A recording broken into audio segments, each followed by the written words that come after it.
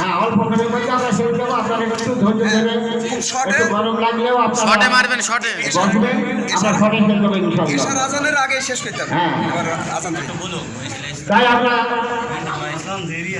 সেই শেষ নবীর উম্মত, আমার নবীকে চিনতে হলে, বুঝতে হলে মেন নিবালি বাকি মাঝে মাঝে আমাদের পুরা কর্তব্য, যেমন আমরা আরবি ভাষায় পড়ি সূরা বাকারা। এখন যদি বাকারার অর্থ না বুঝি তাহলে বলবেন কি সূরায় পাঠ করছে, ওটা বাকারা শব্দ কি আরবি ভাষা, কিন্তু আমাদের বাংলা ভাষায় জানতে হবে যে একটা গাভী গরুর উপলক্ষে ওই সূরাটা নাজিল হয়েছে, বা ওই সূরার মধ্যে যত কিছু নিয়ম কানুন, বিবাহ করা, কাকে বিবাহ করা জায়েজ আছে, তালাক দেওয়া পদ্ধতি কীভাবে আছে, সম্পূর্ণ বা জমিকে কতটুকু অংশ পাবে, প্রতিটা বিষয় ওই সূরা বাকারার মধ্যে নির্ণয় করা আছে। আরেকটা সূরা আছে, সেটা হচ্ছে সূরা কাফ।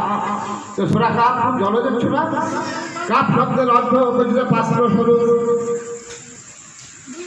এইবার শেষে বিষয় থেকে দেখা গেল যে গুপ্ত স্থান। এখন গুপ্ত স্থান যখন হেরা পর্বতের গুহায় আবার দিনের নবী ধ্যান করতেন, সেই গুপ্ত স্থানে ধ্যান করে উনি নবীয়ত প্রাপ্ত হয়েছিলেন। এরকম গুপ্ত স্থানে সাধনা কিছু আছে, সেগুলো পীর মুর্শিদাই বলতে পারে। সূরা আলাক, আলাক শব্দের অর্থ হচ্ছে সর্বপ্রথম, আবার বলছে প্রকার রক্ত স্বরূপ, আবার বলছে কীটাণু বীর্য স্বরূপ, যেটা না হলে এই সৃষ্টি হতো না, তাই বলছে সূরা আলাক কীটাণু বীর্য স্বরূপ শেষ অর্থ। তাই আমরা কিছু বুঝবো, যেগুলো আমরা বুঝতে পারিনি, যে বুঝতে পারি তার সঙ্গে বুঝিয়ে দেব, এবং আমরা নবীর উম্মত কিভাবে হতে পারবো, আল্লাহর বান্দা কিভাবে হতে পারবো, সেই জন্য আমরা সবসময় সজাগ থাকবো ইনশাআল্লাহ। তাই এখন আমার দিনের নবী মা আমিনার গর্ভে আব্দুল্লাহ পেশালি থেকে যখন ওই আরবের গরু প্রান্তরে আগমন করলেন, তখন মা আমিনা চিন্তা করছে, হায় মাবুদি বাউলা, আমার পাশে কেউ নাই, আমার ঘরে যে সন্তান হবে, আমাকে সেবা শুশ্রূষা করতে কেউ নাই, আমার এই কুঠিরে, এই জীর্ণ কুঠিরে আমার যখন সন্তান হবে, কি আমাকে দেখাশোনা করবে, একটু চিন্তা ভাবনা করেছিলেন। আল্লাহ পাক বলতে, হে ফেরেশতা, আমার কথা শোনো, ওই দেখো মা আমিনা একটু চিন্তা করছে, আমার নূরে মুহাম্মদ আজ পৃথিবীর বুকে যাবে, আসমান থেকে 4 জন হুরি ওখানে পাঠিয়ে দাও, মা আমিনার যাতে কোনো কষ্ট না হয়, সে যাতে বুঝতে না পারে। তাই সেখান থেকে আসমান থেকে 4 জন হুরি, তার মধ্যে বিবি আসিয়া ছিলেন এবং বিবি মরিয়মও ছিলেন। ওনারা এসে যখন মা আমিনার ঘরে প্রবেশ করলেন, এবং আমার দিনের মুহাম্মদ যখন ওই আরবের গরু প্রান্তরে আগমন করলেন, যখন আকাশে যেমন চন্দ্রের একটা ছটা আসে, সমস্ত আরব গরু প্রান্তর একটা আলোকিত হয়ে গেছিল। বরং সুবহানাল্লাহ, নবীকে নিয়ে ওনারা একটু সালাম পাঠ করেছিলেন।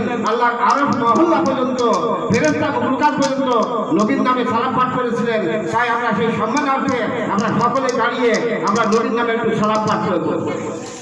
ইয়া নবী সালামু আলাইকা, ইয়া রাসূল সালামু আলাইকা, ইয়া হাবিব সালামু আলাইকা,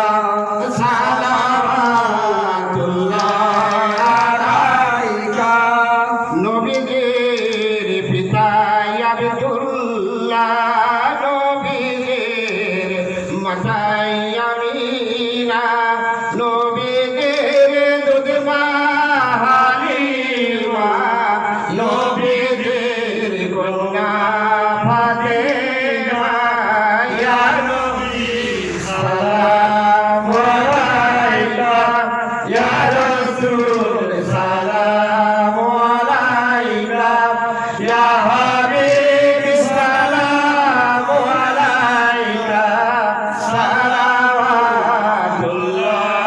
আলাইকা। চাঁদে সুরজ আকাশে হাসে, সে আলোয় হৃদয় না হাসে, এলো তাই হেন বরবি মানবের মনের আকাশে, ইয়া নবী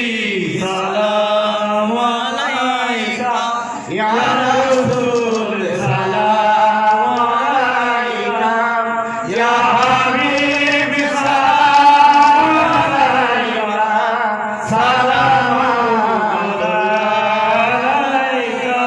নবী না হয়ে দুনিয়ায় না হয়ে ফেরেশতা খোদার হয়েছি উম্মত তোমার তাই তারে শুকর হাজার বার ইয়া নবী সালাম আলাইকা ইয়া রাসূল সালাম আলাইকা ইয়া হাবিব সালাম আলাইকা সালাম আলাইকা তুমি নূরের রবি লিখিলে ধ্যানের ছবি তুমি না এলে দুনিয়ায় আধারে ডুবিত সবই ইয়া নবী সালাম আলাইকা ইয়া রাসূল সালাম আলাইকা ইয়া হাবিব সালাম আলাইকা সালাওয়াতুল্লাহ আলাইকা হে গায়র আপনাকে দরুদ ও সালাম আলাইকুম সালাতে দেব দাম বালাগান ওয়ালা বেকামালিহি كشفت جابي جماله حسنت الدنيا بمثاله صلوا عليه وعليه আসসালাতু আসসালামু আলাইকা নবিয়ুল্লাহ সাল্লাতু আসসালামু আলাইকা রাসূলুল্লাহ আসসালাতু আসসালামু আলাইকা হাবিবুল্লাহ সাল্লাতু আসসালামু আলাইকা ইয়া মুহাম্মাদুর রাসূলুল্লাহ সাল্লাল্লাহু আলাইহি ওয়াসাল্লাম। এখন আমাদের শেষ পর্বে আপনারা যে যেখানে আছেন মহিলারা বাড়ি বা আমাদের আসলে যারা উপস্থিত আছেন সকলেই বিসমিল্লাহ সঙ্গে সূরা ফাতিহা একবার এবং সূরা ইখলাস বা কুল যাকে বলা হয় তিনবার এবং 11 বার দরুদ শরীফ পাঠ করে আমরা দোয়ার অনুষ্ঠান শেষ করব ইনশাআল্লাহ। আউযু বিল্লাহি মিনাশ শাইতানির রাজিম। একদম